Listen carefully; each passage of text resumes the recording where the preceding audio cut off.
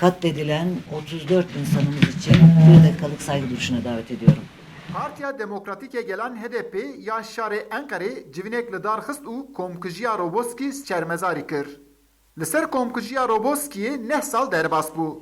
Di şeva 28 berfembarê 2011 li gundê Roboskî, herêma Şirnaxê ser sînorê di navbera Tirkiye û Iraqê da. Balêfirên şer yên Tirkiye bombe barandibû ser 34 hemwelatiyên Kurdên qaçaxçî.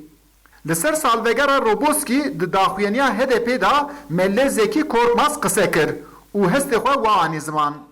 Ji wan 34 ku neh salê wan qediyayê ketî sala daha û heqê wan bi heq nebûye. Ez ji wan re rehmeta Xwedê di cîhantiya Pêxemberê Xweda de cîgirtina wan a û ji xism û aqrebayê wan û me tevare sebr û hewîtiyê daxwaz û dîlek dikim ya Rabbi.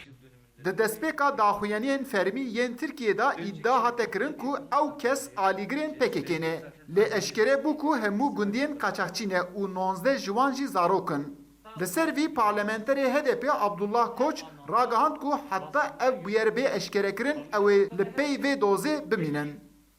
Servê qetiyamê da neh sal derbas bî. Hikûmeta Tirk ji bo vê ew dest pê nekir. Yani soruşturmekî dest pê nekir.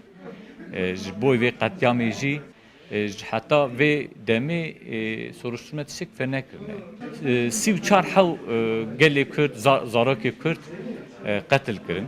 Em ser vê dozê heta mücadela me hem ji vê bir nakin. Li ser komkujiya Roboskî neh sal derbas bû.